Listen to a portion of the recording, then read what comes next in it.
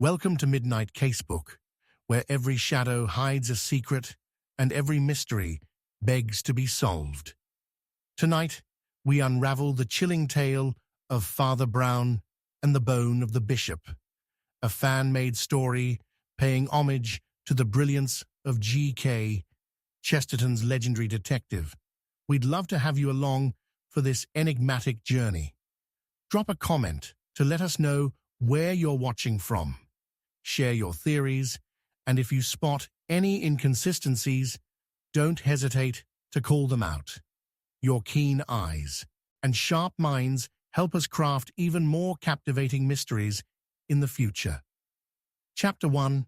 The Bishop's Bone was missing. They opened the bishop's tomb, expecting sanctity. What they found was a child's finger bone, wrapped in velvet, and the bishop's femur completely gone. Father Brown didn't flinch when the gasps echoed through the candlelit crypt. While the others recoiled from the open casket, he simply stared, eyes fixed not on the bone that was missing, but on the one that remained. "Bones don't vanish," he murmured, "unless someone has a use for them." That single sentence changed the atmosphere in the chamber. It was no longer a burial site, it was a crime scene. No one spoke, but everyone looked around as if someone among them had brought a secret underground. The restoration crew had only just begun clearing away the centuries-old stone dust when the lid of the bishop's tomb groaned open. Father Mallory, the current priest of St. Jude's, had insisted the tomb hadn't been touched since 1893. And yet, the velvet wrapping around the child's bone wasn't brittle or faded. It was fresh, recently placed. Someone had been here. Someone had desecrated the final resting place of one of the church's most enigmatic figures. But why?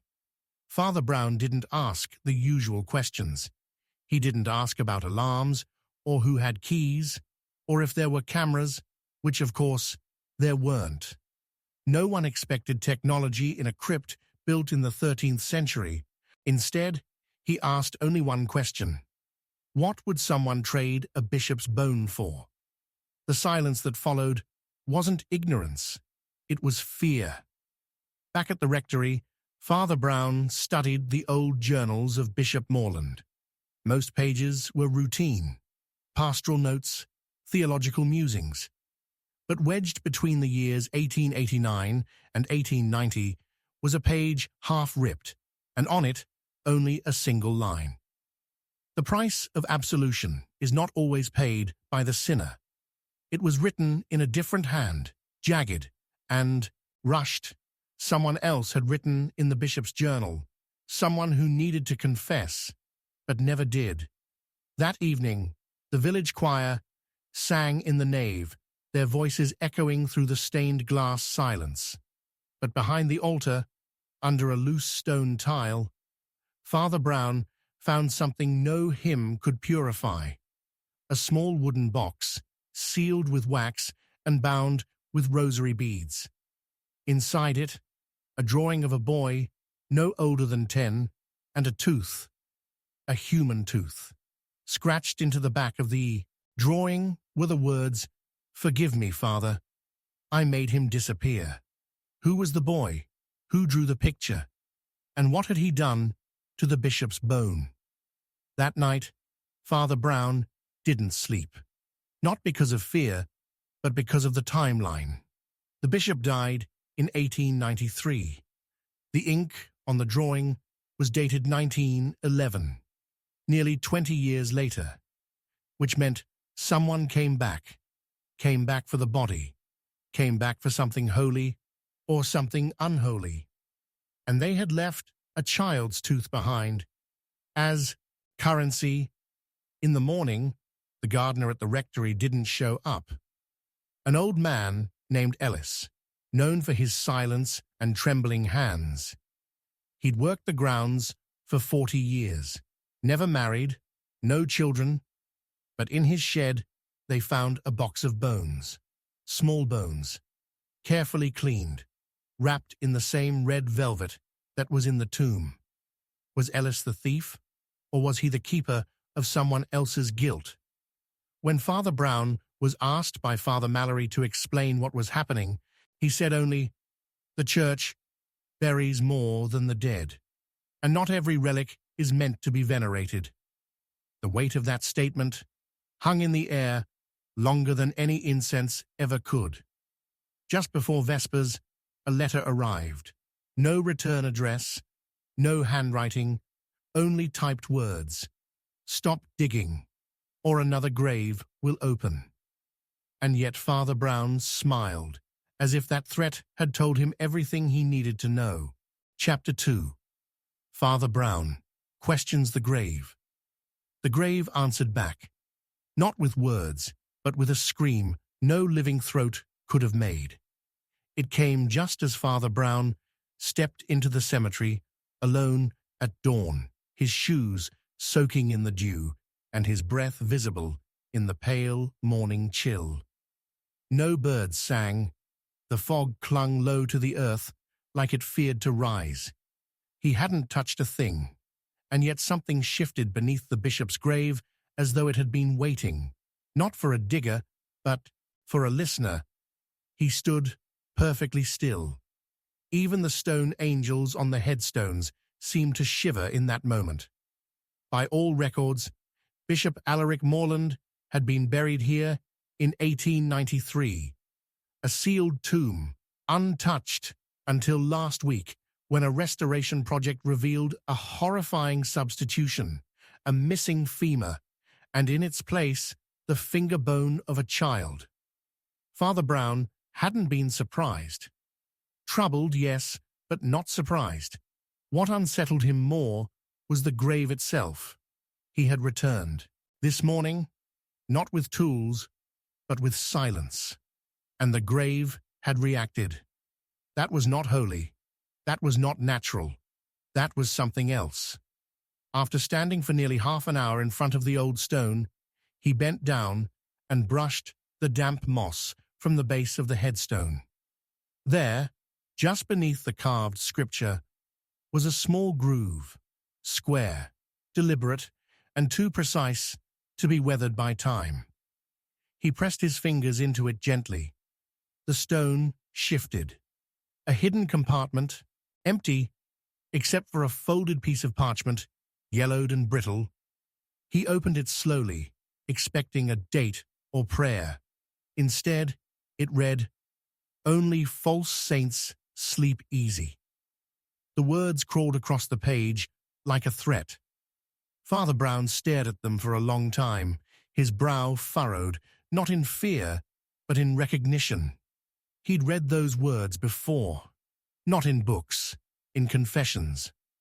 He returned to the church without a word, slipping into the sacristy and retrieving an old ledger from the archives. It was one of the bishop's own, pages detailing ceremonies, donations, pastoral visits, but there was a section missing, an entire year torn out and marked destroyed in fire. A suspicious absence, considering that was the year Morland died. But it wasn't the missing pages that disturbed Father Brown. It was the final entry, scrawled in a trembling hand. "I fear the grave will not hold what the soul cannot forget." No signature, no explanation, just that sentence, alone and rotting in ink. That evening, he returned to the grave with nothing but a lantern and a rosary. He did not pray, he did not kneel. He simply stood and watched the dirt as the fog returned. Then, without touching anything, he whispered, "Who are you?" Really. The flame of the lantern flickered, not sideways, but downward, as though something beneath the earth had drawn a breath. Father Brown stepped back, not out of fear, but to see the pattern. The ground rose and fell ever so slightly, the way a sleeping chest might rise in a final dream. He didn't speak again. He turned, lantern in hand, and walked back to the church. By morning, the grave was ordered open under church authority. But what they found inside left more questions than answers. 3 skeletons, none of them complete, none of them labeled. One had a shattered rib cage, another had distinctly feminine pelvis bones, and the third, no taller than 4 feet, was missing its front tooth. Not one of them matched Bishop Morland's physical description. Not even close. A forensic analyst from the local university confirmed the obvious. The bodies had been buried at different times. The most recent, around 1911, the same year the strange child's drawing had been dated. The church panicked. Father Mallory collapsed in the rectory, but Father Brown simply stood by the open coffin and said, "They buried a lie and carved a saint's name into the stone." The questions began, flooding in faster than answers could hold. Who were the bodies? Who moved them here? Why bury them under the bishop's name? Why preserve a legend that could not withstand its own shadow? Father Brown returned to the rectory and requested the diocesan transfer logs from 1885 to 1893. They didn't exist, not in Elmsworth, not in the archives, but what he found instead was worse. A letter, unsigned, hidden inside the lining of a stolen cassock. He took their names before he took their lives. That way, no one would miss them when they vanished. There was no context, no mention of who wrote it, but the implication was clear. Someone had built sainthood atop the silence of others. Father Brown didn't speak much that week. He walked the village slowly, stopping only to observe. The baker's daughter mentioned dreams of someone standing at the foot of her bed. The gravedigger had gone missing. The choir boy's voice cracked too soon, and his eyes refused to meet anyone's. Strange things, disconnected on the surface. But Father Brown knew evil, real evil, did not announce itself. It scattered like ash, leaving no shape except to those who knew how to sift through the smoke. 3 nights later, a child's shoe was found on the altar, polished and placed deliberately beneath the crucifix. No note, no blood, just the shoe. Father Mallory begged for the church to be re-sanctified. Father Brown only said, "The shoe is not the threat. Hand that placed it is." That same night, he returned to the grave again. He brought nothing, not even a lantern. And still, the grave shifted, not downward, but outward, as if something beneath the earth wanted out. He stood silently in the dark, and after a full hour, he whispered a single sentence. "It was never your grave, was it?" Behind him, something moved. Just a flicker, a presence, too quick for the eye, but too heavy for the imagination. Father Brown did not turn around. He simply said, "You wore his name, but you never wore his soul." The next morning, someone had carved into the headstone, "Let the dead lie." But the soil beside the grave was disturbed, fresh, as though someone had tried to bury something. Father Brown approached it slowly, knelt, and gently swept the top layer away. Beneath the soil was a cloth pouch, and inside, a single bishop's ring, Alaric Morland's, encrusted in dried blood. The real bishop hadn't been in that grave at all, which meant he was still missing, or worse, still alive when the others were buried. And still, the church asked Father Brown if he had found the answer. He smiled faintly, eyes hollow with understanding, and said only, "I know what the grave was meant to hide. But the truth never wanted to be found." Chapter 3. Secrets Buried Beneath Church Grounds. The rain hit the city like guilt in confession. Soft at first, then punishing. The gutters overflowed with slick filth, reflecting the blurred neon sins of every dive bar and pawn shop lining Mercy Street. Somewhere beneath all that filth was a chapel, the kind built before zoning mattered and after faith started going out of style. St. Dominic's, they called it, though the locals just called it the last stop. Not because of salvation, but because the liquor store next door had cheaper wine than the altar. Father Brown didn't look like he belonged there. He never did. His black coat wasn't tailored, just warm. His hat was too small for the wind, and his face too kind for the alleys it wandered through. But that's what made him dangerous. Not to the thugs, or the drunks, or the kids trying to claw their way out of a city designed to swallow them whole, but to the ones who thought they could hide their rot behind stained glass and scripture. Those were the people Father Brown came for, and tonight he'd been called by one of them. The woman waiting for him in the chapel office didn't light a cigarette. She was too smart for that, but she wanted to. She had the look of someone who'd walked through fire but learned to wear the burns like perfume. Her heels were expensive. Her eyes weren't. She said her name was Miss Violet Harker and that she used to sing in the choir. That much Father Brown doubted. Her lipstick was the kind you wore when asking for forgiveness wasn't in the plan. They said you help people, she said, voice like velvet with barbed wire underneath, even the ones who aren't worth it. Father Brown removed his wet hat, placed it gently on the coat rack, and gave her the kind of smile that stripped pride like paint. No one's worthless, he said. Some people just take longer to remember who they were. She didn't like that. She shifted in the chair, like it had teeth. I'm not here for a sermon, Father. I need answers. Someone's gone missing. He nodded, but didn't write anything down. He never did. Who? My sister, she said, but hesitated. Her name's Mara. She worked here, cleaning, after hours. Mara Harker. You knew her? I buried her. The room turned colder than the streets outside. Violet's eyes didn't widen. They sharpened.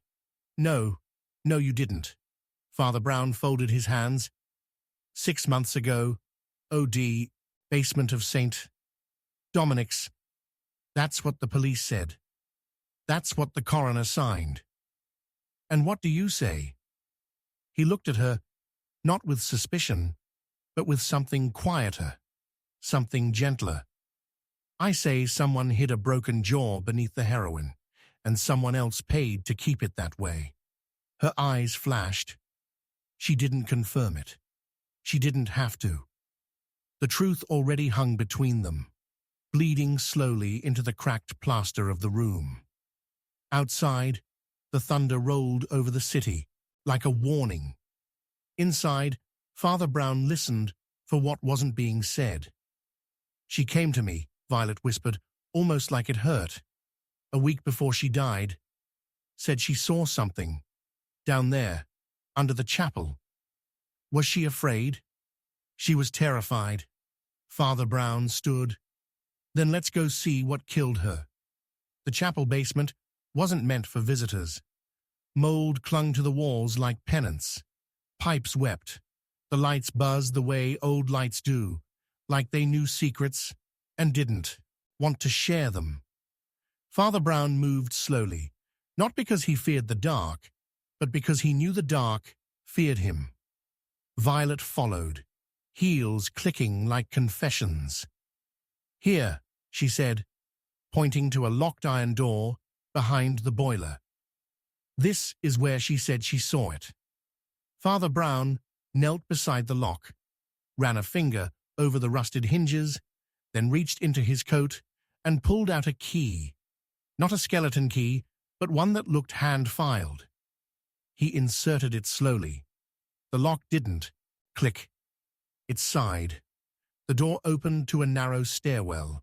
Stone steps led down into a space not listed on any church blueprint. It smelled of dust and old tears, and beneath it all, something else. Earth. Freshly turned earth. She said there were boxes, Violet whispered. Old ones. Coffins, maybe. Father Brown lit a match. The flame barely pierced the black, but it was enough to see the shapes lining the far wall. Wooden crates, stacked and nailed shut, each one bearing a seal. The church's seal, but not the local parish. These were Vatican seals, faded, unofficial, hidden. He stepped closer. One box had splintered. Inside was a collection of robes, folded neatly over something far heavier. He pulled the cloth back. It wasn't a relic. It was a skull. Clean. Wrapped in linen. Teeth broken. This isn't burial, he said softly. It's storage. Suddenly, a voice behind them. Not Violet's. Step away from the crate. Father! The flashlight beam cut through the dark like a blade. Behind it, two men. Not priests, not cops. Suits too clean for this part of town. The one holding the light had a scar under his eye. The other had a gun.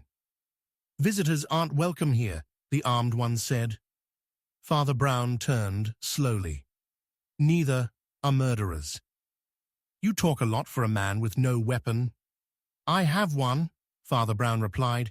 You just can't see it. Violet stepped between them. You're the ones who paid off the cops.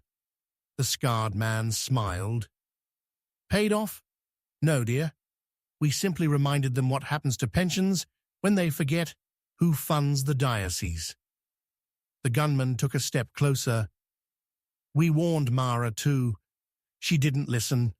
You won't get another chance. Father Brown tilted his head. She wasn't killed for what she found. She was killed for what she threatened to become. Scar-Eye laughed. And what's that? A voice, Father Brown said. And voices in the dark ruin the silence you need to hide in. The gun cocked. That silence can be restored. No, Father Brown said gently, because it's already been broken.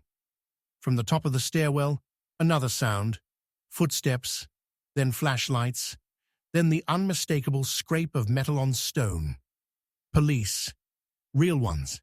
Not bought, not blind. And behind them, a voice both familiar and grating. Father Mallory. I had no idea, the old priest wheezed. None at all. He looked shaken. He wasn't lying, but he wasn't innocent either. He'd looked away too many times. Signed papers he never read. Prayed for things to resolve without getting his hands dirty. The two suits were taken up the stairs without a fight, but their silence screamed all the way to the surface. Later, as dawn broke over a city too tired to notice, Father Brown stood outside St. Dominic's and watched the squad cars roll away. Violet stood beside him, a cigarette now finally between her fingers. So what was it, all for? She asked. The bodies, the boxes, the threats? He didn't answer right away. He watched the rain wash blood from the chapel steps. Sin, he said at last. Not the kind you confess with rosaries, the kind you bury, hide, the kind that wears a collar and a ring and smiles at the choir. That's the most dangerous kind. She took a long drag. And what now? He looked at her with those quiet eyes. Now you choose what you do with the truth. You came here wanting answers. You got them. But answers aren't justice, and they're never peace. She flicked the cigarette away and nodded. Guess it's not over. It never is, Father Brown replied. Not until the last lie is buried, and even then, the ground remembers. She turned and walked into the street, heels striking the pavement like punctuation marks in a story no one would publish. Father Brown stayed a while longer, watching the sun rise over Mercy Street, where the light didn't erase the shadows. It just reminded them they couldn't stay hidden forever. Then he turned back toward the church, coat still damp, hat still too small, and walked through the open doors, where silence waited like an old friend. And somewhere, beneath the earth, the secret slept a little less soundly. Chapter 4. A confession, too late found. The rain had been falling for 3 days straight, long enough to turn the city into something half drowned and half awake. Gutters overflowed with things that didn't belong in daylight. The streets hissed under every passing tire, neon signs pulsed like weak heartbeats, and the alleys stank of rot and promises. Father Brown walked those alleys not like a man who didn't belong, but like one who had forgiven everything they'd ever done. That unsettled people. A priest in these parts was either crooked or foolish. Most figured Father Brown was the second. They were wrong. He was halfway between saint. Matthews and nowhere when she found him. Blonde hair that didn't match her roots, heels too expensive for the mud, and a voice like something you didn't trust even when you wanted to. She stepped out from under a flickering awning with a cigarette burning down to her knuckles and said, "You're Father Brown." He looked at her, the way you might look at a clock that's ticking louder than it should. "Sometimes," he said. She didn't flinch. "I need help." "They all do," he replied softly, "but most don't ask. My husband's dead." "That happens. He died with his mouth open, Father, like he was trying to tell me something." Father Brown looked past her shoulder down the street, where a black car idled too long and too still. Then he looked back. "And you think whatever he was trying to say matters more now, that he can't finish it?" She didn't answer. She didn't have to. He followed her to a hotel room that charged by the hour and reeked of bleach and lipstick regret. The dead man was on the bed, tie crooked, eyes glassy, mouth parted in a half-syllable no one would ever complete. A priest might have crossed himself. A detective might have called it in. Father Brown just sat on the edge of the bed and looked at the corpse like it had betrayed him personally. What did he do? He asked. She sat on the windowsill and crossed her legs with practiced grace. Loans, protection, nightclubs. He had friends in City Hall and enemies in the Mirror. "And you?" She smiled. "I served drinks and forgot things." "Like what?" "Like when blood started showing up in his socks, or when he stopped using his real name." Father Brown touched the dead man's shoulder, gently, like a father waking a child from a nightmare. What did he see that made him afraid of sleep? She didn't smile this time. "A name? I don't know it. But he wrote it down. Said if anything ever happened." She reached into her purse and pulled out a napkin. The ink was smudged, the edges torn. One word, handwritten, fell. Father Brown stood. "Where's the body going?" She shrugged. "Coroner's boys haven't been called." "Don't." "Why?" "Because they won't take him to the morgue." She paused. "Where then?" He looked at her, voice lower now. "To the river." It took her a second too long to understand.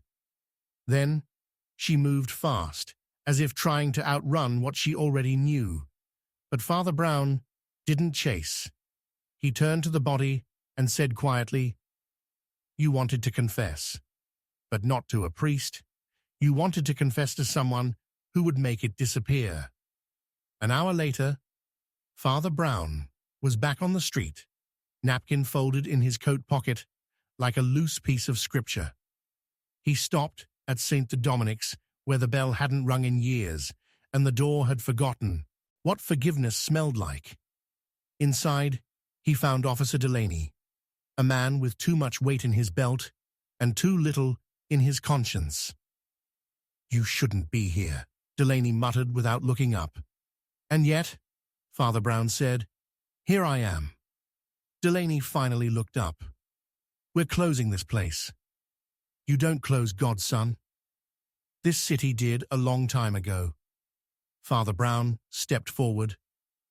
"The name Fell mean anything to you?" Delaney's eyes narrowed. "Depends who's asking." "Someone who'd rather bury the truth than the man." Delaney stood, knuckles tight. "You think just 'cause you wear that collar, you can walk into this mess and come out clean?" "No," Father Brown said softly. "I know I can't. That's why I keep walking in." Delaney's jaw twitched, but he didn't speak. Father Brown turned and walked back out, boots echoing on cracked tiles, his breath fogging in the cold chapel air. The name led him to a club on the east side, the kind with too many mirrors and not enough light. Inside, a jazz trio played slow enough to be sad and loud enough to drown regrets. The bartender recognized the collar, but didn't flinch. "We don't do confessions here," he said. "I don't do judgment," Father Brown replied. "Only questions." "Ask the boss." They sent him upstairs. There, behind smoked glass and a desk made from gilt and mahogany, sat Vincent Fell. Silver hair, white suit, eyes like winter. He didn't rise when Father Brown entered, just poured 2 drinks and set one down. "You've been poking in places that poke back," Fell said. "I know," Father Brown replied. "It's where the truth hides." "And what truth do you think you'll find?" "That your name was the last thing a dying man wrote down." Fell sipped. "Must have been a short will." "He died before he could finish." Fell smiled. "So now you want the rest?" "I want the reason." "You think reason lives here?" Fell chuckled. "You think anyone in this city does things for reasons?" "I think they do," Father Brown said. "But they forget them. Then they start inventing new ones to feel better." Fell stood slowly. "Do you know what he confessed, that man?" "No, but I know it wasn't a crime.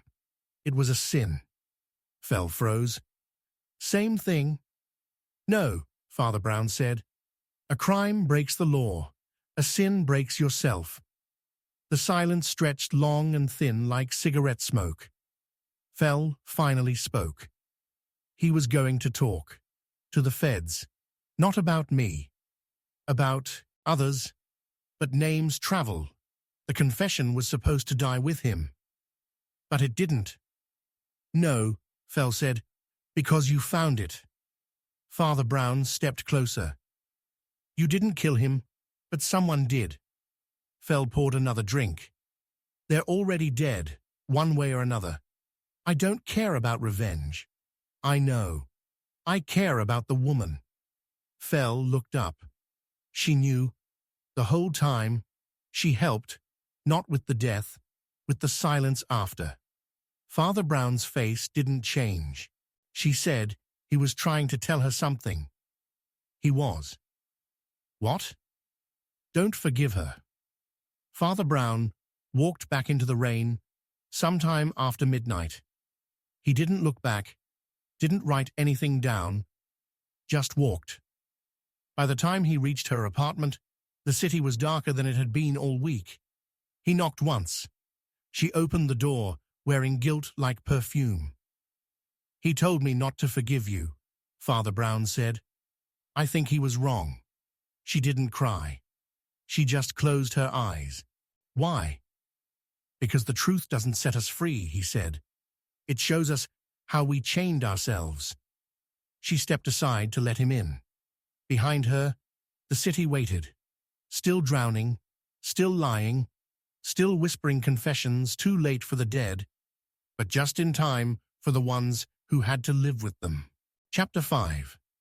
She lied before she prayed. The city never slept, but it did pretend. It dozed with one eye open and one hand gripping a switchblade. On nights like this, where the rain fell in sheets and the neon signs reflected in puddles like broken halos, people either disappeared or came looking for salvation. Both knocked at Father Brown's door. Only one ever stayed. The parish was mostly empty, except for the drunks who thought sleeping under pews might protect them from the ghosts. He left the door unlocked. He always did. Sin didn't need keys. It walked right in, usually wearing perfume. She came in like she owned the place.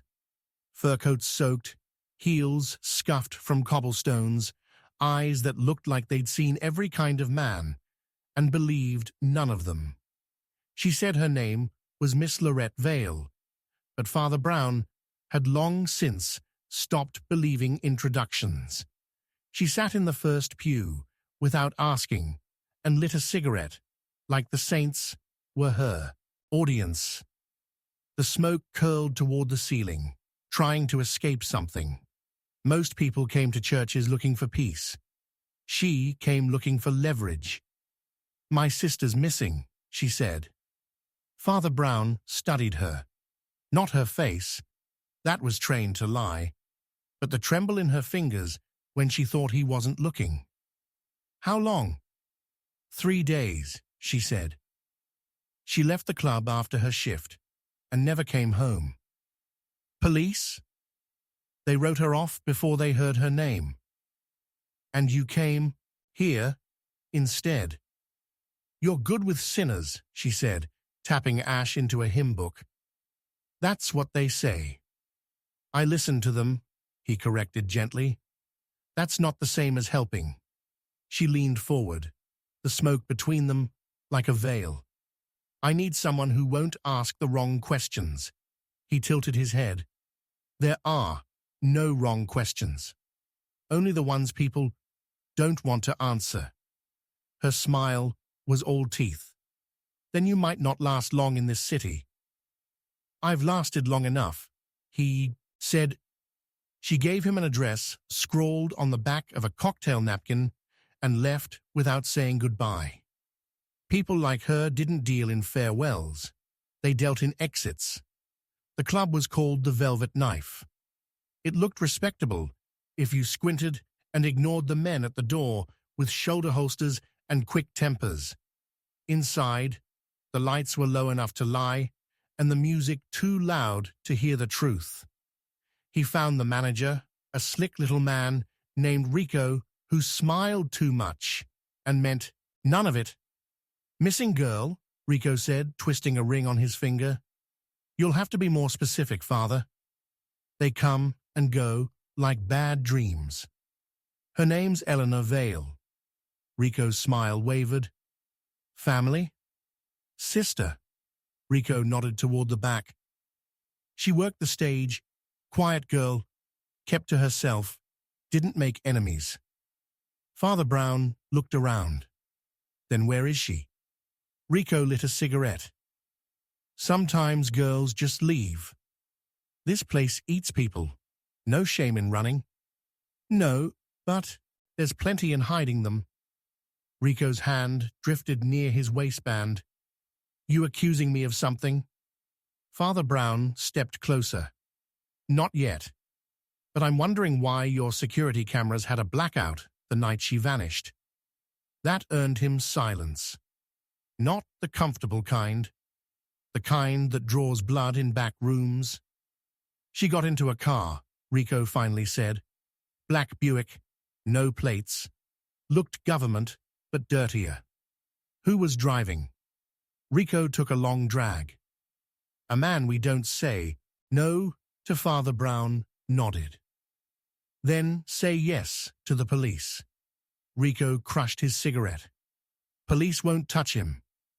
Not if they like their pensions."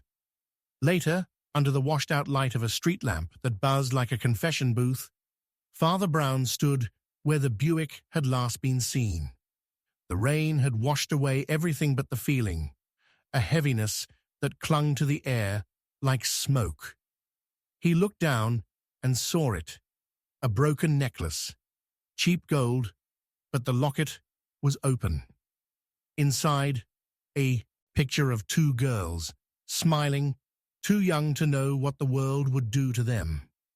He took the locket to St. Helena's shelter, where Eleanor used to volunteer.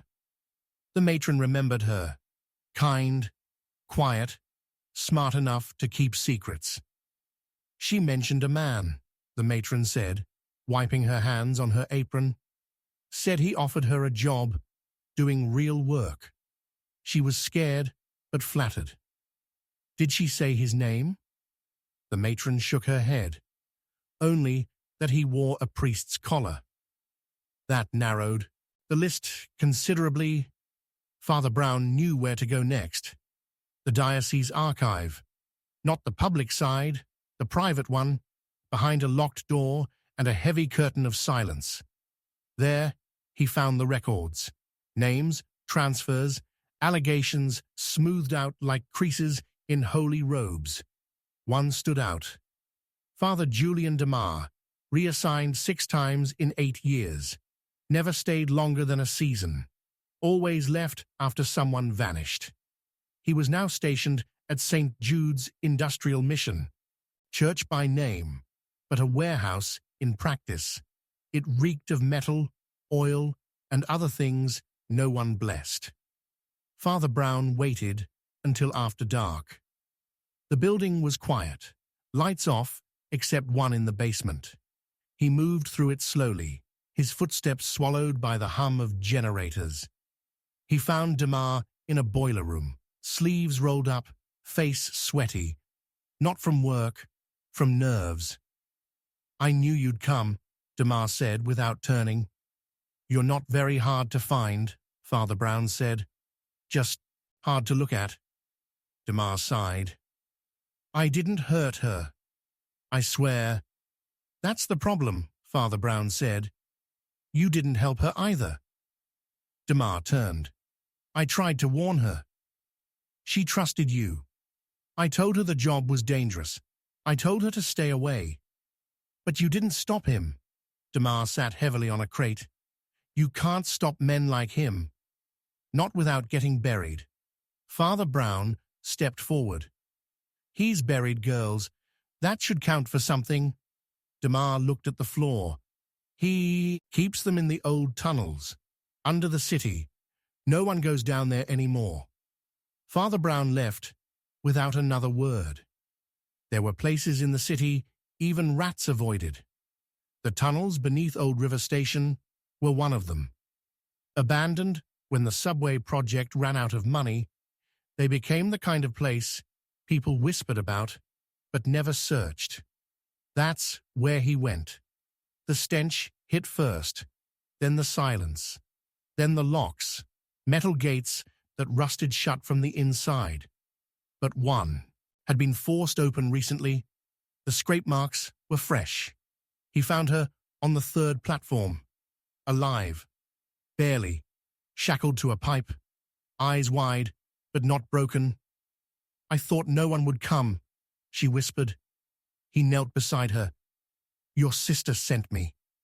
She started crying, not from fear, from relief. He freed her, carried her back through the dark. Outside, the rain had stopped. The city was still ugly, still loud, still rotting. But she was breathing. That was something. He brought her to the shelter, called Violet, told her nothing except where to go. She arrived 10 minutes later. They embraced in silence, the kind that healed more than it hurt. Later that night, a black Buick burned outside City Hall. The man inside had no teeth left, no face either. The note pinned to his chest was short. 2 words. She prayed. When the cops came asking, Father Brown was already walking back to his chapel. He didn't carry evidence, only memories and sins. sins wrapped in perfume and fear. He thought about Violet's face when she saw her sister, about the lie she told when she first walked into his church. But lies, he knew, were just truth dressed in fear, and she had finally undressed. Chapter 6. Death arrived before the sermon. The sky over Mercy Hill was the color of old bruises, and the streets below weren't any better. The rain didn't fall, it crawled, it soaked every gutter and whispered secrets down every drain. Sunday mornings were supposed to bring peace, but this city didn't know how to pray without bleeding first. Father Brown stood at the back of St. Augustine's, his cassock damp and heavy from walking, waiting for the sound of the first hymn to rise. Instead, he heard a scream, not the kind that panicked, the kind that announced something final. He moved toward it quietly, his pace steady, not hurried. Panic never fixed a corpse. The sanctuary doors creaked open as he stepped through, and there, beneath the dim light of a cracked stained glass window, lay a man slumped forward on the front pew. One hand was still raised, as if trying to bless something that had already passed him by. His collar marked him as clergy, but the wound on the back of his head marked him as dead. Blood pooled beneath his knees, slowly seeping into the wood like a rejected offering. The woman who screamed stood a few paces behind him now, one hand pressed to her mouth, the other trembling at her side. She looked expensive, not in the way people pay for clothing, but in the way men make deals they regret. Red lips, white gloves, heels too high for a morning service. She met his gaze and said only, "It was supposed to be me." Father Brown blinked once. That would have ruined the sermon. Her laugh was brittle. "I'm serious." "So am I." The cops arrived minutes later. Too late, as usual, and too loud. Lieutenant Morello walked in, like he owned the cross, and wore his badge like a cigarette burn. He saw Father Brown and scowled. "Why is it always you?" "Because no one else bothers to look at sin before it hardens," Father Brown replied. Morello glanced at the body. "Father Reardon. You know him. We met once. He didn't like the way I listened." "Well, he's done talking now." The woman stood by the altar rail, lighting a cigarette with the hand that hadn't stopped shaking. Morello approached her like a man used to bruising answers out of delicate places. "Name?" he asked. She exhaled slowly. "Cecilia Street. James. Relation to the deceased?" She flicked ash without looking. "Confessor. Convenient. I never said I was holy." Father Brown stepped between them. "She's not the one who knelt here this morning." Morello glared. "You got something to say? Say it." "The killer was left-handed," Father Brown said calmly. "The angle of the blow, the position of the body, Cecilia's gloves are clean. No defensive wounds, no struggle." So the real question isn't who killed him," Father Brown said, eyes flicking toward the confession box. "It's why someone came here to die." Morello rolled his eyes. "You priests and your riddles." "They're not riddles," Father Brown said gently. "They're just truths no one wants to hear out loud. Reardon's body was taken away, wrapped in silence and linen. The blood stayed behind. Always did." Father Brown sat down in the very pew where the man died. It still felt warm, not from life, but from shame. He looked at the hymn book left open beside the spot. The page was dog-eared, and one verse underlined in pencil. "Let the guilty fall in silence, lest they take the innocent with them." He didn't recognize the hymn, but he recognized the message. Reardon hadn't come to preach. He'd come to confess. The trouble was, he'd waited too long. Father Brown visited Cecilia that evening. Her apartment was on the 13th floor of a building that looked like it had survived 2 wars and a bad divorce. Inside, the walls were red, the air was thick, and her eyes were tired. She poured 2 glasses of something sharp and sat opposite him on a velvet couch that probably saw more sin than salvation. "I was supposed to meet him," she said, "before the service. He called me last night." "What did he say?" "He said he needed to tell me something before he told God." "That's a dangerous order. I told him to write it down." Father Brown swirled the drink, but didn't sip. "And did he?" She reached into a drawer and pulled out a crumpled envelope. No name, just a wax seal that had cracked in the corner. Inside, 1 page, typed, cold.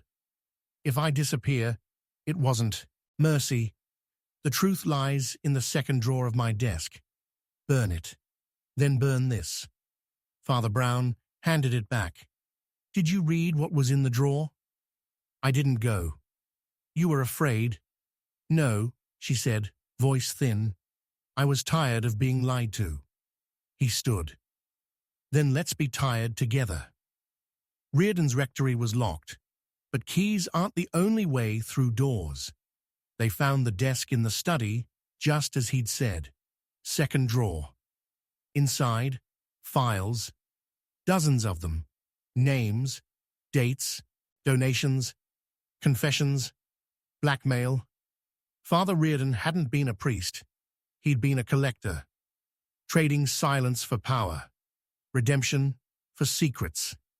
Cecilia stared at the stack. He kept records. Men like him always do. It helps them pretend they're in control. One name stood out, Morello. Father Brown read the file twice. It detailed payments made by the lieutenant to cover up a fatal incident. An unarmed man, a back alley, no witnesses left standing. Reardon had turned the sin into a savings account. "So that's why he died," Cecilia whispered. "No," Father Brown said. "That's why he couldn't live anymore." They brought the file to Morello the next day. He didn't flinch when he saw it. Just poured himself a drink and said, "You planning to send me to jail, Father?" "I'm planning to give you a chance." "At what?" "Doing something right." Morello laughed bitterly. "You think you've won?" "No," Father Brown said. "I think I've delayed losing." Morello burned the file himself, fingers trembling, as he dropped each page into the flame. Not because he was free, but because he knew he never would be. Some things stick longer than fire. Cecilia left the city the next week. She sent 1 postcard, no return address, just a single line. "He never told me the truth, but I've started telling it to myself." Father Brown returned to St. Augustine's, where the pew had been cleaned but still held memory. Death had arrived before. The sermon? Yes, but the sermon had outlived the death. In a city like this, that was the closest thing to grace anyone could hope for. And sometimes it was enough. Chapter 7. Blood beneath the bishop's robe. The night the bishop bled, the sky bled too. It was that kind of rain, the kind that slicked the cobblestones until every step sounded like a footnote in a confession. Mercy Street was quieter than usual, and when Mercy Street went quiet, something had already gone wrong. Father Brown had been invited to the cathedral not by faith, but by fear. The message had been brief. "Come now, something terrible has happened." No name, no details, just dread, stamped and folded neatly into a linen envelope left at his chapel door. By the time he reached the cathedral gates, the bells had stopped ringing. They'd been cut mid-peal. He knew because their final note still hung in the air like a scream that hadn't been given permission to finish.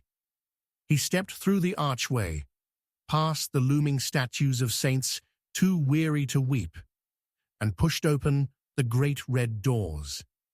Inside, the shadows swallowed everything except the body. It lay at the foot of the altar, arms outstretched like a parody of grace, robes soaked dark red and glinting with candlelight.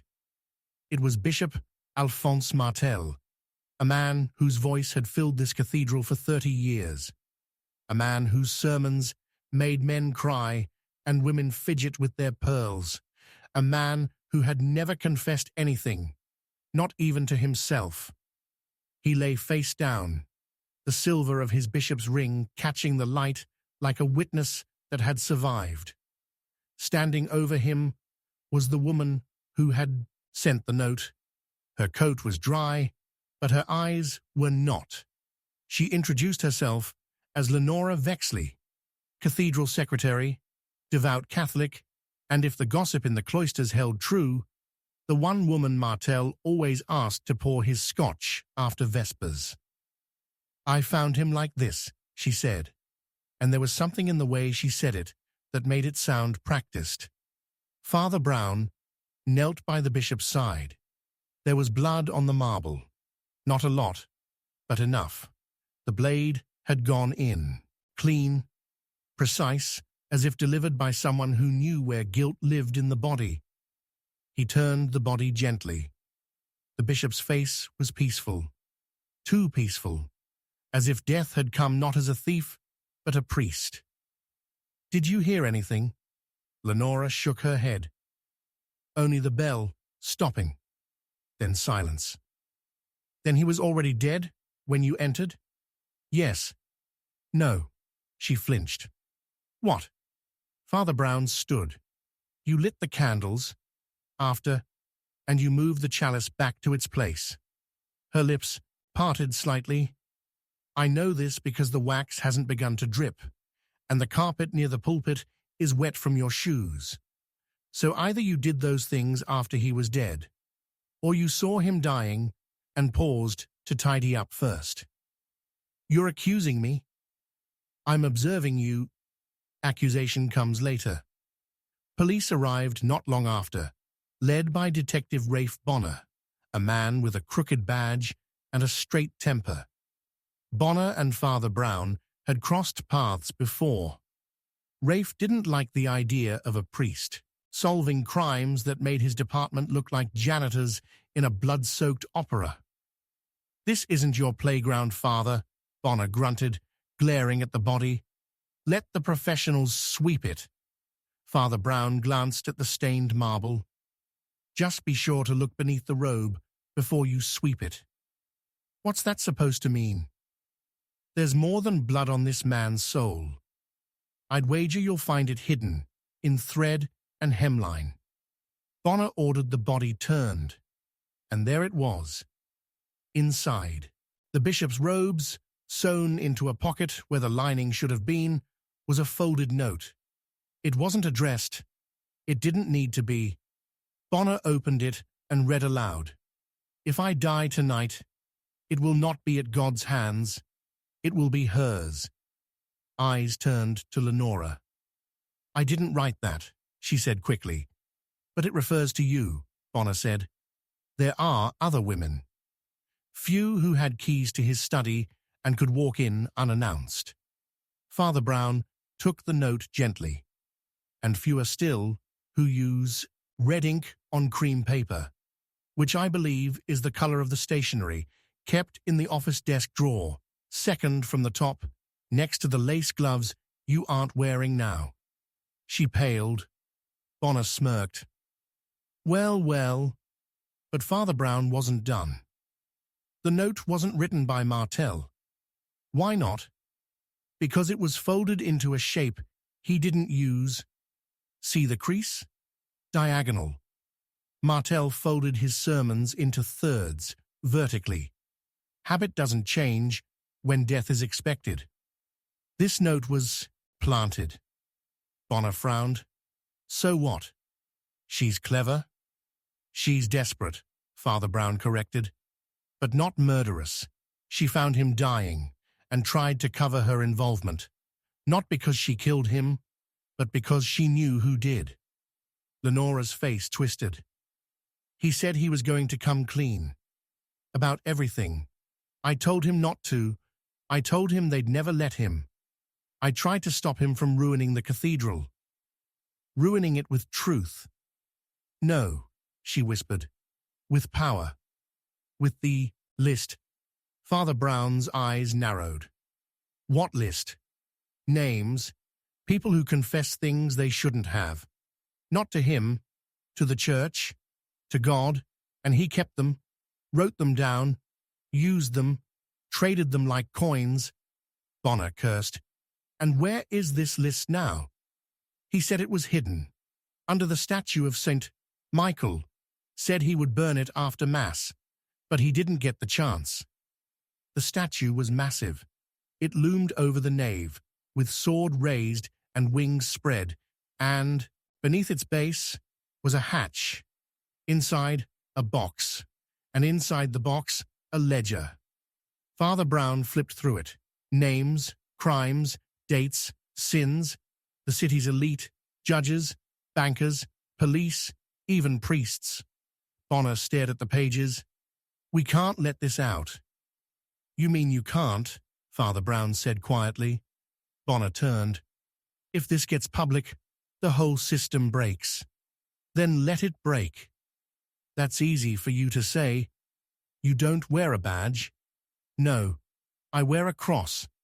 And, unlike your badge, mine demands truth, even when it hurts. Bonner stepped forward. You make enemies doing that. I know, but I've also made peace. The next morning, the news reported Bishop Martell's death as an accident, a fall from the pulpit, a tragic misstep. No mention of blood, no mention of robes, no mention of ledgers. But word spread anyway. Whispers turned into talk into murmurs, the kind of murmurs that broke stained glass from the inside.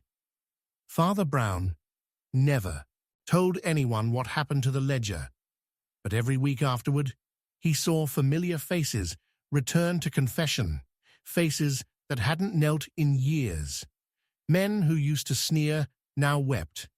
Women who once whispered gossip now asked forgiveness. And one by one, they came clean. Not because they were caught, but because they were ready to stop running from themselves. In the end, Martell hadn't been killed for his sins. He'd been killed for trying to end them. And beneath his robes, blood had told a story his voice never could. Chapter 8. The witness vanished before Vespers. The rain came down like judgment, cold and steady, the kind that washed the color out of the city and left only the shadows behind. Father Brown stood at the edge of a police barricade just outside the burnt frame of what used to be a tenement. A few charred beams still smoldered. A child's shoe sat in the gutter, untouched by soot. The body had been found earlier that morning. Torso only, no hands, no face, just enough to confirm there'd been someone there who wasn't anymore. The boy's name had been Aaron Bell, 17, street smart, too smart. He was scheduled to testify against a racketeer named Hugo Merrin, a man whose ledger was more dangerous than his fists. Father Brown had seen Merrin in court once, his suit impeccable, his hands folded like he was ready to give grace, not take it away. But now the one person who could put him behind bars was gone, and everyone in the city, from cops to bishops, was pretending they didn't see the match fall before the fire. They said the boy ran away, that maybe he'd gotten cold feet and disappeared. But bodies don't disappear on their own, and boys don't scream from inside locked rooms unless someone makes them. Father Brown had seen the report, had read between the lines and the scorch marks. Aaron hadn't run. He'd been erased, just like they'd tried to erase the truth. Inside the cathedral that afternoon, the air was heavy with incense and indecision. Father Mallory was lighting candles for the dead when Father Brown approached him from behind, footsteps soft but deliberate. "There are easier ways to lie than silence," Father Brown said. Mallory jumped, knocking over a taper. "You always sneak up like that?" "No, only when someone needs reminding. They still have ears." Brown looked toward the pews. "The boy who died. You knew him." Mallory looked away. "He came for shelter. A month ago. Scared. Quiet. He didn't want absolution. Just a place where no one would ask him for his name." "And did you give it?" "Yes."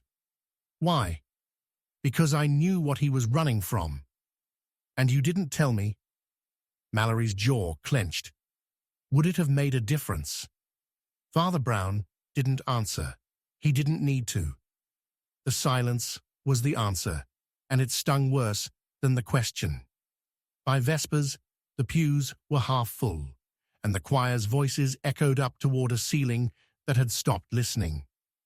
But Aaron never showed. He was supposed to come. He had promised. Father Brown sat in the last row, watching. Not the altar, not the candles. People. The woman with the nervous hands, the man with the shoes, too clean for the mud outside. The young girl with tears on her cheeks before the sermon had even begun, all of them carrying secrets they didn't want to pray about. After the final hymn, Father Brown stepped out into the mist and followed the man with the clean shoes. He wasn't hard to track. He walked like he had nowhere to go but somewhere to hide. He turned down an alley near Ludlow, the kind of place where even light didn't ask questions. When Father Brown spoke, the man turned around fast, but not fast enough to look surprised. "You were watching the service," Brown said. "Free country," the man grunted. "Only if you're not buried in it." The man reached into his coat, but Father Brown didn't move. "I'm not here to fight you," he said. "I'm here to ask about Aaron." "I don't know him." "You stood behind him last Sunday. You mouthed a prayer you didn't believe in and left before communion. You were afraid of something." "I was afraid of him talking." "There it is." The man didn't answer. His shoulders slumped. "What was he going to say?" Brown asked. "Enough." "About Merrin?" "No," the man said. "About the church." That changed everything. Father Brown stepped closer. "What did he see?" "Not what." "Who?" Brown waited. "He said there was someone in the cathedral. A priest, not dressed like one. Taking money, passing messages, late nights. Said he heard him once, talking about shipments, about favors, about making people vanish." Father Brown didn't flinch. "Did he say the name?" The man hesitated. He didn't have to. He said the voice sounded like someone who'd blessed him. That night, Father Brown returned to the cathedral and didn't knock when he entered Mallory's office. The older priest was sitting by the window, a bottle half empty on his desk, collar undone. "You said he came here for shelter," Brown said. "He did." "You said you didn't know why." "I lied." "I know." Mallory stared out at the rain. "I thought I was helping." "You were helping someone," Father Brown said. "Just not him." "I didn't know he'd go to the cops." "But you knew who he heard." Mallory's lips trembled. "Father Kellen. He runs the shelter on 8th. God help me, I thought he was just cutting corners, stealing funds. But then Aaron came to me with the tape." "What tape?" "His phone. He recorded the conversation. I didn't believe him. Told him to leave it. Told him I'd take care of it." "Where is it now?" "Gone." it burned with him. Father Brown turned to leave, but Mallory stood. "I didn't kill him." "I know," Father Brown said, without looking back. "But you handed him over." The shelter on 8th was lit with harsh fluorescence and empty promises. "Father," Kellen greeted Father Brown with a smile too tight to be holy. "Is this a fraternal visit?" Kellen asked. "No," Brown replied. "It's a reckoning. I don't like riddles." Neither did Aaron. Kellen's face didn't change. "That name means nothing to me. It meant enough to have him burned alive." "I think you're confused." "No," Brown said, walking forward. "Confusion is not knowing who the villain is. I know." Kellen's jaw tightened. "You think you're better than the rest of us?" "I think I'm more afraid of God than you are." Kellen reached for the drawer, but Father Brown was faster, not with fists, but with words. "Go ahead," he said. "Open it. That drawer holds the ledger, not of crimes, but of sins. Yours. Aaron's name is there too, isn't it? A boy you labeled as collateral." Kellen froze. "You thought no one would find out. You thought the robes would protect you, but they only protect the innocent." "You can't prove anything," Kellen whispered. "I don't have to," Father Brown said. "You'll do that yourself." And he did. A week later, Kellen turned himself in, said the guilt had eaten holes in his sleep, said he saw the boy's face every time he blinked, said the cross he wore had become too heavy to carry. But the twist was this: Aaron hadn't sent the recording to Mallory only. He'd emailed it to Father Brown too. Scheduled delivery. Just in case. The boy had been smarter than they thought. Brave too. Father Brown played it once. Just once. He already knew the truth. He didn't need to hear it again. He forwarded it to the press, then deleted it. Because justice, like grace, didn't come from repeating the pain. It came from refusing to let it be buried. The rain didn't stop that season. But something else did. The silence. The city started talking. Slowly. Hesitantly. But it talked. And that was something. Because in the end, the witness hadn't vanished before Vespers. He'd just left his voice behind. Chapter 9. Who Stole the Sacred Relic? The rain had started just before midnight, and by morning the city was soaked in a film of guilt and neon, the kind that clung to the edges of your coat and didn't wash off. The cathedral bells rang hollow at dawn, a full 10 minutes off schedule, which wouldn't have mattered to anyone except Father Brown, who noted the time like a detective might notice a moved photograph. Something was wrong at St. Michael's, and not just with the clocks. The moment he stepped through the brass-trimmed doors, he could smell it. Wrongness, the kind that rode under the scent of incense and old stone. The place was too quiet, and that silence wasn't the holy kind. It was the kind that came after someone had screamed and no one had come. The relic was gone. That's what they told him before he even made it to the vestry. The reliquary case had been smashed clean through, the glass carefully removed and set beside the pedestal like whoever did it wanted to be respectful, right up until they committed a sin so old it had a Latin name. The reliquary had held a sliver of bone, said to belong to St. Lucia, the patroness of lost souls. Whether or not the relic was genuine didn't matter. People believed in it, and belief in this town was rarer than clean water. Father Mallory was sweating under his collar, his hands wringing like a man who'd already decided which scapegoat to offer. It was here last night, locked, sealed, documented. No one saw a thing. Except someone did, Father Brown said, his eyes lingering on the edge of the broken glass. Someone always does. I already spoke with the police, Mallory said, his voice a little too defensive. They're sending over a detective. They won't find it. You don't know that. I do. They'll look for fingerprints. The relic didn't leave fingerprints. It left guilt. Mallory scoffed. You think the thief will confess? They already have, Father, Brown said softly. They just haven't realized it yet. Word got around fast. Before the sun was even fully up, the reporters were sniffing like vultures, and the faithful were whispering about signs and omens. Father Brown left through the back. No fanfare. Just the soft creak of worn shoes on wet pavement. He went where no one else thought to, down to the alley that wrapped behind the cathedral like a belt around a waist grown too thin.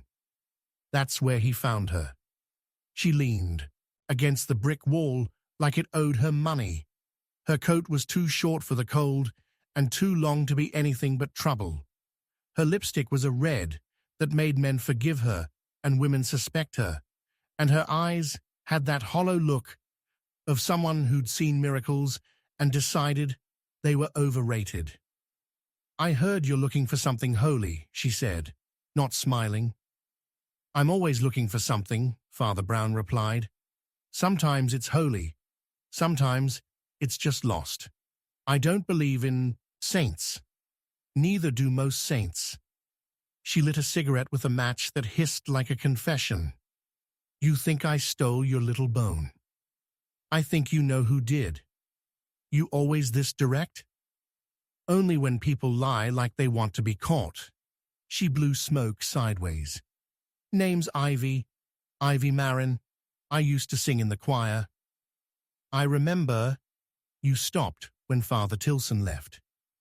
Tilson was the only one who looked at me without thinking about the weight of my blouse. That's not true, Father, Brown said.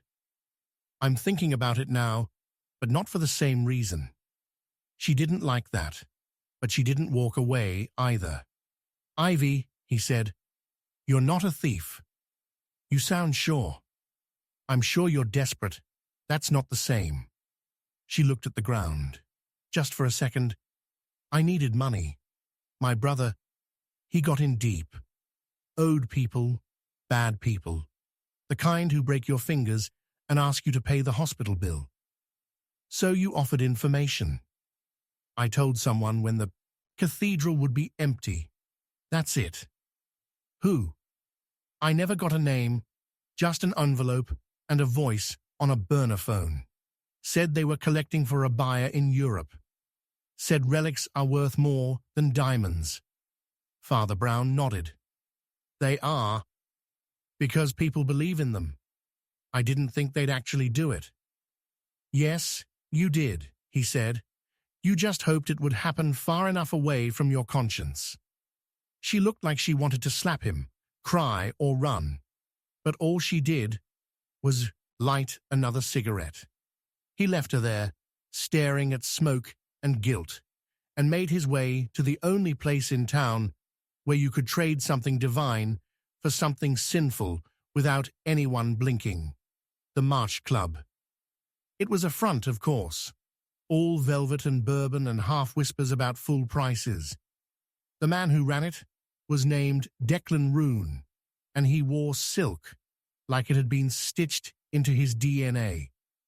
When Father Brown walked in, Roone was seated at the back table, slicing an apple with a knife that had once been used for something wetter. Father, Roone said with that mock surprise, this is a place of vice. What brings you here? Faith, Father Brown replied. It's always faith. Roone grinned.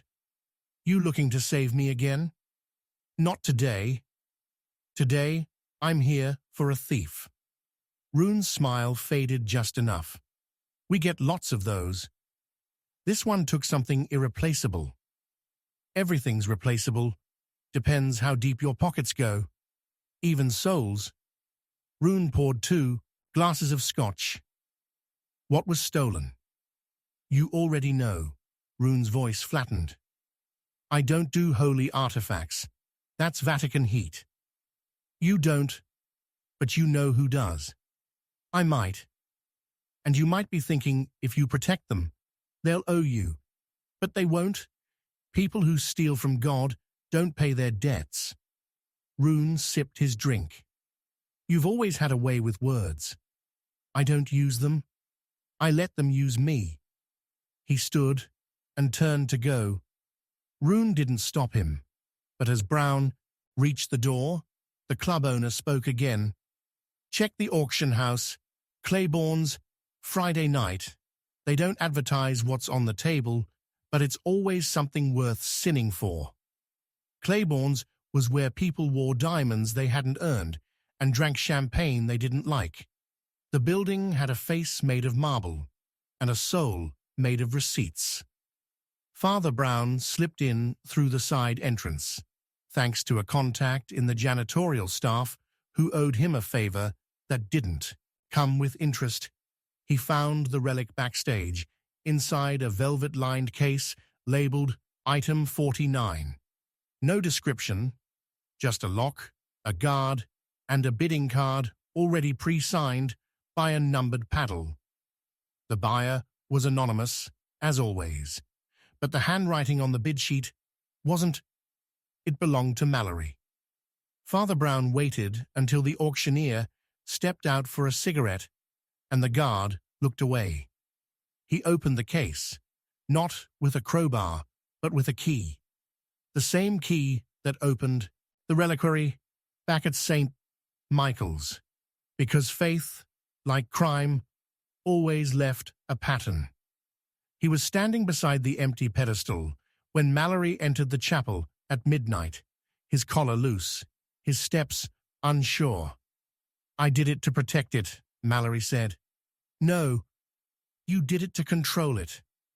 They were going to take it, sell it, desecrate it. And you were going to profit off the panic, raise funds, win donors, play the victim. Mallory's shoulders sagged. I never meant to hurt anyone. But someone always gets hurt when you turn faith into a currency. Mallory collapsed into the pew. What are you going to do? Nothing. Nothing? You already did it to yourself. He left the relic on the altar, not because it belonged there, but because it never belonged anywhere else. Relics were only sacred when people believed in what they meant, not what they could buy. The real theft hadn't been of the bone, but of the trust around it. As the rain began again, Father Brown walked down the cathedral steps, coat pulled tight, hat low. Another sin exposed, another thief unmasked, another prayer whispered too late. But still, he walked on, because someone always had to. Chapter 10. A Prayer. Father Brown regretted.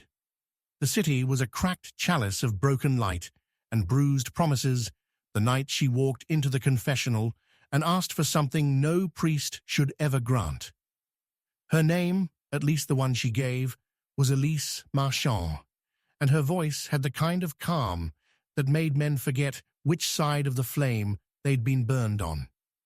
Father Brown had heard all types in that box, liars trying to dress their sin as sorrow, widows grieving in whispers, children who thought stolen candy was a road to hell. But this woman's confession was different.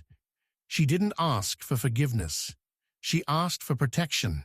She said she'd seen a man kill another in cold blood and that she had the evidence. She said she couldn't go to the police because the police had helped bury the body. She said she needed sanctuary. And then she said the name of the man who'd done it, Victor Klein. That name hit Father Brown like a memory he wished he could forget. Klein had been a shadow in the city for 20 years, his suits clean and his sins cleaner. No witnesses, no mess, no one left to ask questions. The cops liked him because he kept things quiet. The judges liked him because he kept their hands full of money. And the church, well, the church had a long memory and a short appetite for scandals. Father Brown had met him once, at a fundraiser. Klein had shaken his hand and said, "Men like us, Father, we both keep the wolves at bay." Father Brown had nodded and smiled and hated himself for doing it.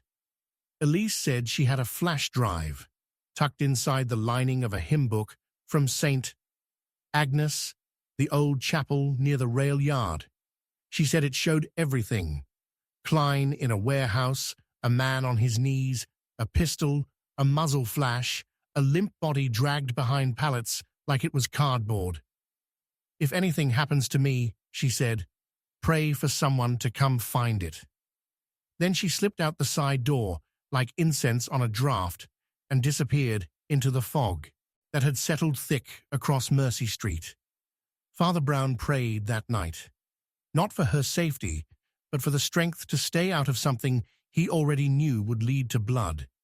It was a selfish prayer, and by morning he regretted it. Elise was gone. Not gone as in hiding. Gone as in someone had found her. Her body was pulled from the river, wrapped in black plastic and bruises. No ID, no mention of confession. The police ruled it a suicide, and the newspapers barely ran a paragraph, one of those quiet tragedies the city swallowed without blinking. He went to St. Agnes that same afternoon, walking through alleys that smelled like mold and last chances, ignoring the stares of men who measured him not by the collar on his neck, but the weakness they thought it meant. Inside the chapel, the hymnals were stacked on the front pew. He opened each one, methodically, silently, until he found it, a cheap flash drive stitched into the spine with dental floss and desperation. He didn't plug it in. He didn't need to. He knew what it held. Word spread quickly, as it always did in a city addicted to secrets. And soon after, the visitors began. The first was Detective Halberd, a man whose handshake was as hollow as the paperwork he forged. He found Father Brown in the rectory, sipping lukewarm tea and reading Job. "You've got something that doesn't belong to you," Halberd said. "So I've been told," Father Brown replied. "This isn't the kind of storm you walk into." "Storms don't wait for permission." Halberd leaned in close. "Whatever she gave you, it's poison. Hand it over and walk away." Father Brown looked him in the eye. "She came to a church because she thought it would protect her, not because it was safe, but because it was sacred." Halberd smiled, slow and mean. "Then pray hard, Father, because you're next." He left, but Father Brown knew better than to believe threats expired just because the door closed. That night, the church locks were picked. 3 men in black came in through the back, quiet as sin. One carried a crowbar, one carried a silencer, the third carried nothing at all, and Father Brown feared him the most. He didn't fight, he didn't run, he stood by the altar and waited. "You're making a mistake," the one with the crowbar said. "Possibly," Father Brown answered, "but it wouldn't be the first." The one with the silencer stepped forward. "Give us the drive." "I can't. Can't or won't. There's no difference in the dark." The third man, the one with the dead eyes, finally spoke. "This is your last chance." Father Brown tilted his head. "No, yours."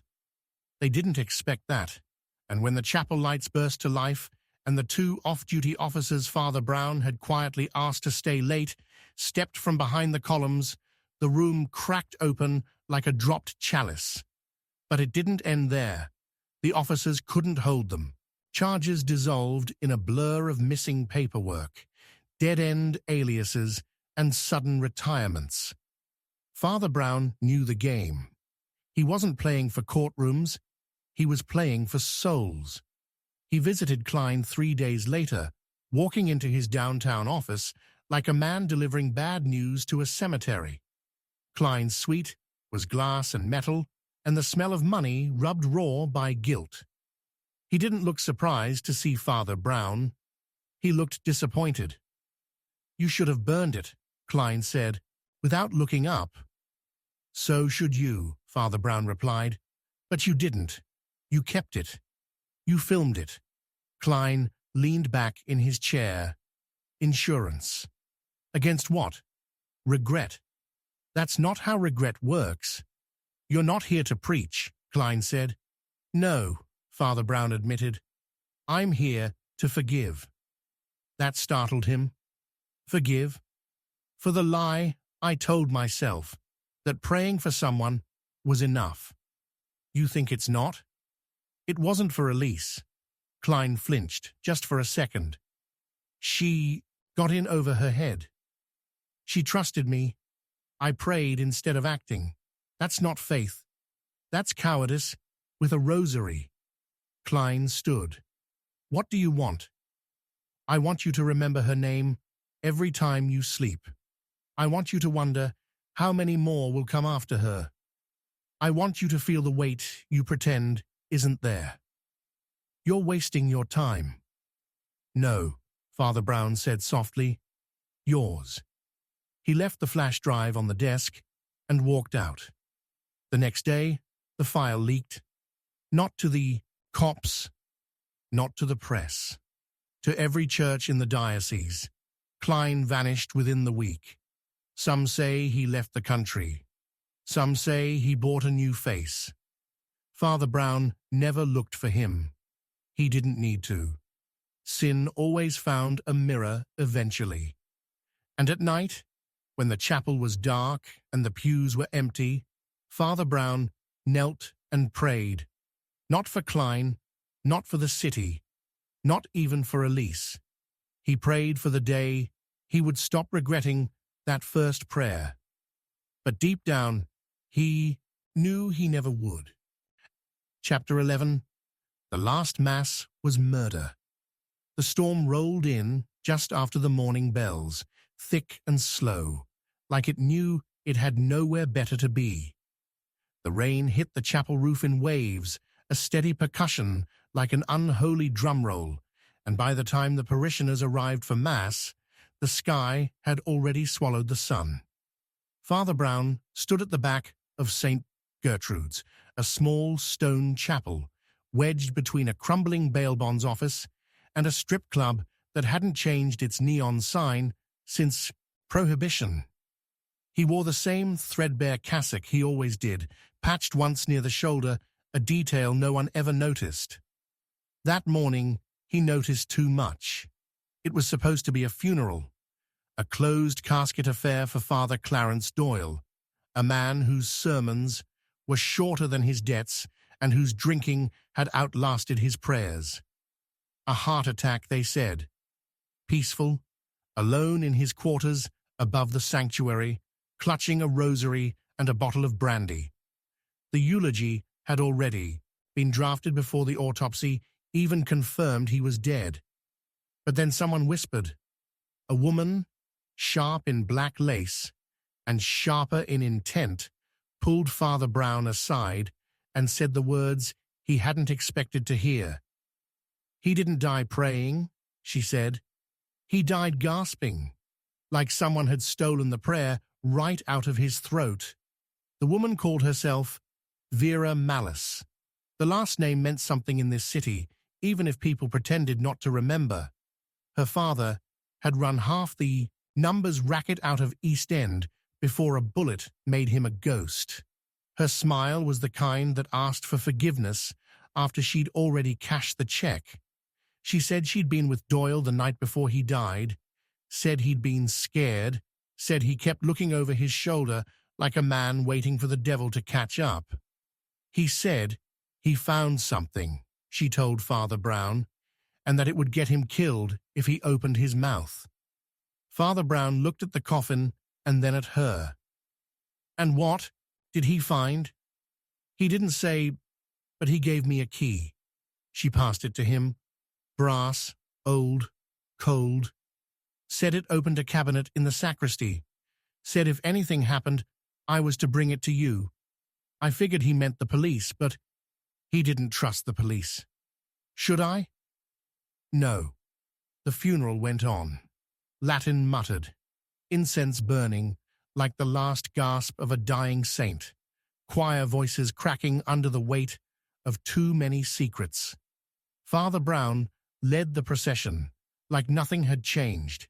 He read the verses, delivered the blessing, nodded to the family, and never once let his eyes leave the altar. Afterward, while the mourners shuffled out into the storm, he slipped into the sacristy, the key hot in his palm. The cabinet in question was hidden behind a wall of robes. It clicked open like it had been waiting, and inside he found a single folder, marked only with a smudge of ash and a crooked cross drawn in pen. He opened it slowly. Inside were photographs, grainy, black and white, but clear enough. Money-changing hands. A girl, no older than 17, slumped against a church pew with her eyes shut and a priest's collar hanging from her limp fingers. Father Brown recognized the collar, not Doyle's, not Mallory's, someone else, someone very much alive. There was also a note, handwritten, frantic. If you find this, don't show it to anyone in the diocese, especially not Bishop Caldwell. He already knows. Father Brown closed the folder and slid it into his coat. Outside, the storm had settled into a low growl. The streets were slick with mud and memory. He found Caldwell in his office later that evening, surrounded by paintings of saints and the soft hum of a record player spinning Gregorian chants. The bishop looked up and smiled like he'd just remembered the taste of wine after a long Lent. "Father Brown," he said, gesturing to the seat across from him. "A shame about Clarence." "It is," Father Brown said, sitting but not resting. He was about to say something important. Caldwell's expression flickered. He always had an inflated sense of purpose. Not in the end. Caldwell poured 2 glasses of port. "We all die, Father. The only question is whether we're holding a cross or a grudge." "And which were you holding?" Caldwell set the glass down without sipping. "You think I killed him? I think you had something to lose." "What exactly would I have lost?" "Your silence. Your shield. Your place at the table."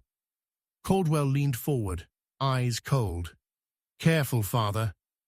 The church doesn't like martyrs. It didn't choose." "Neither does God," Father Brown said, standing. He left the bishop's office and went to the one place no one ever looked for truth, the morgue. The coroner owed him a favor, the kind that's paid in quiet access and unrecorded autopsies. He looked at Doyle's body, at the bruising around the neck, at the strange lack of alcohol in the bloodstream, at the mark on the shoulder that looked too much like the imprint of a ring. "Not a heart attack," he muttered. "No," the coroner said. "Strangled. Cloth or glove. Someone who knew how to press and when to stop pressing." He walked out into the night and didn't look back. That was the thing about cities like this. They never flinched, no matter how much blood ran between the bricks.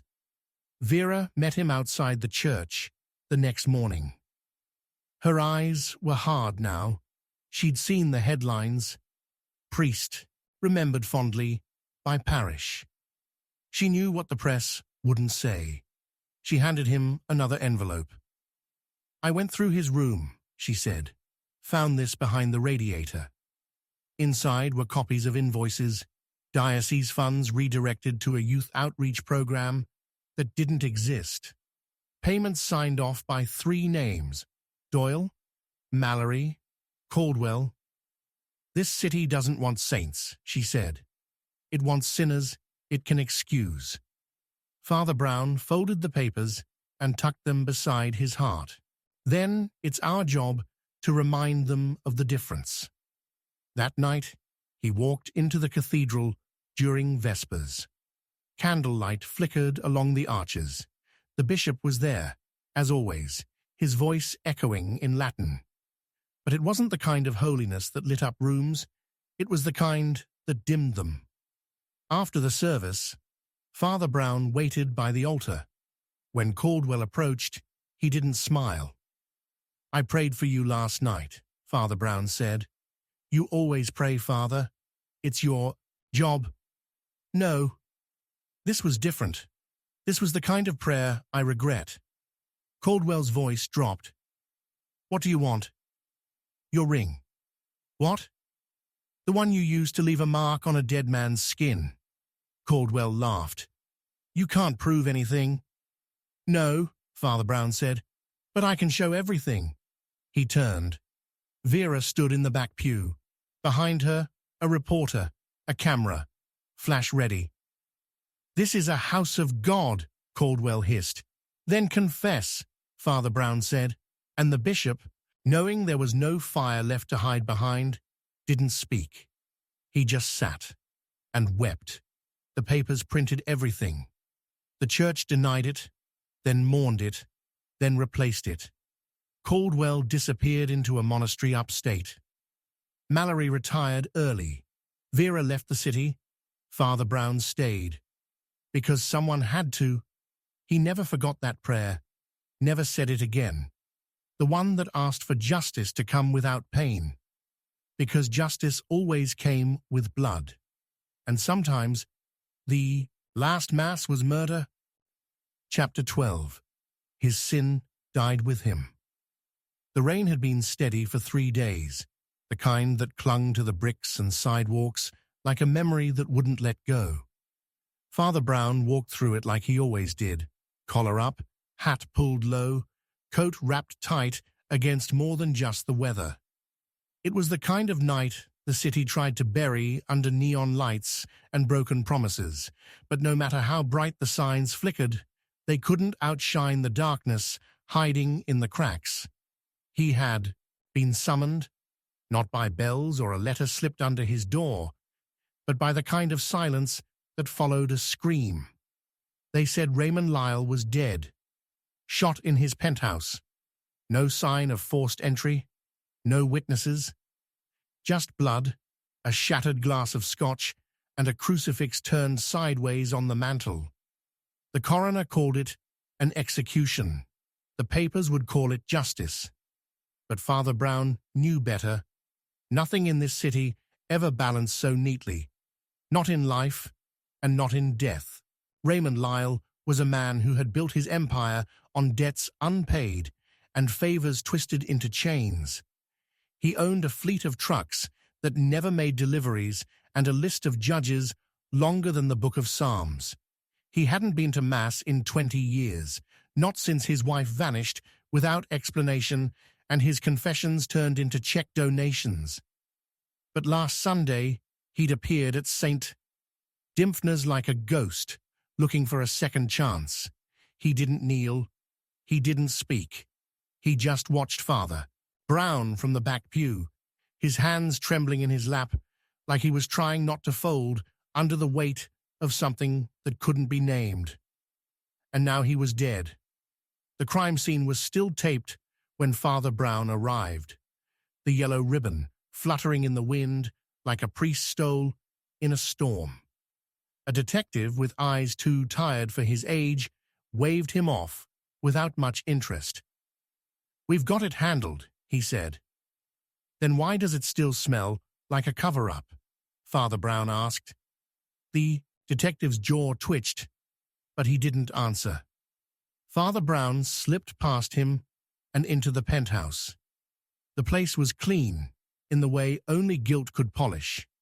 Glass, chrome, leather, and nothing soft enough to absorb the sound of a gunshot. The body had already been removed, but the bloodstain remained.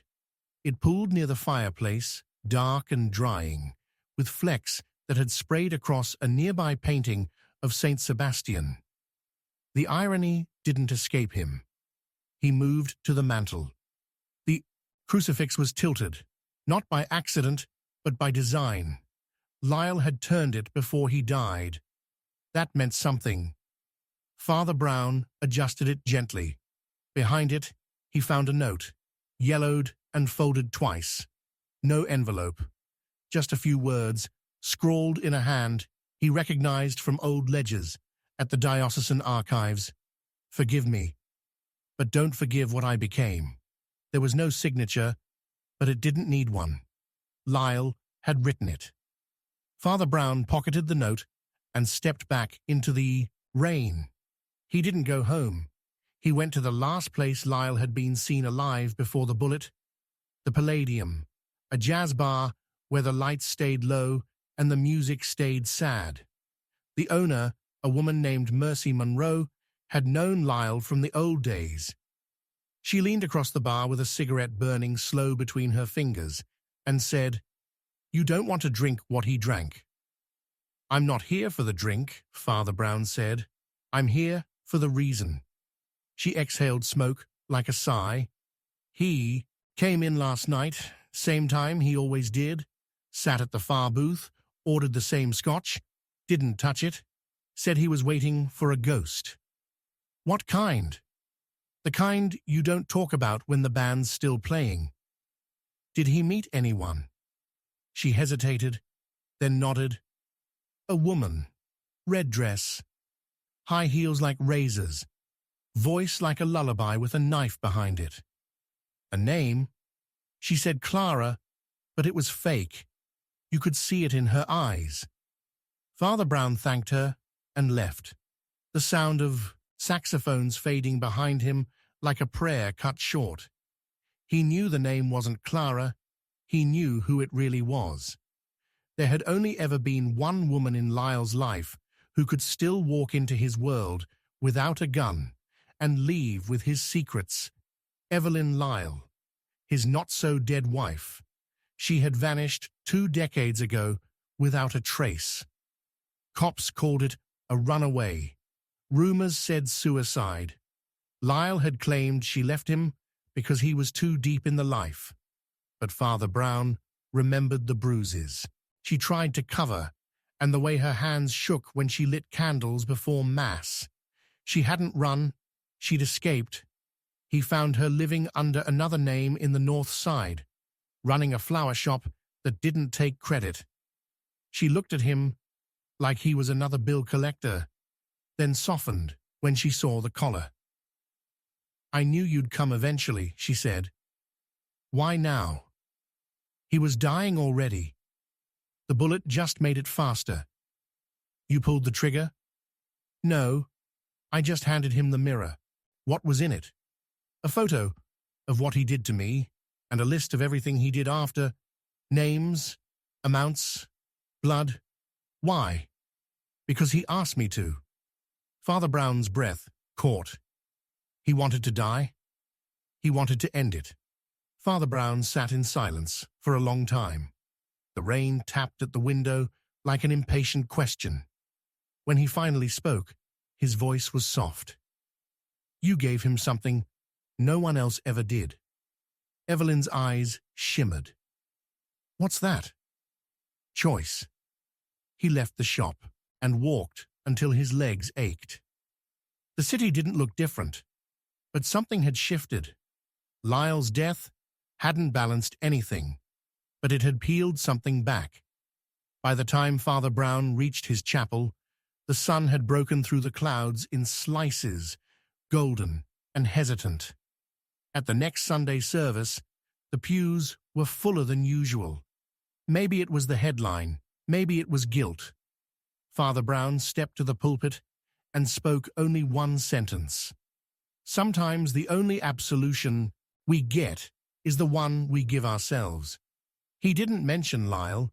He didn't mention Evelyn. He didn't have to. The city had felt the shift. The dead man's sin had died with him, but the stain remained. And Father Brown, like always, would keep scrubbing. because some prayers are answered in silence, and some sins, no matter how buried, still echo through the rain.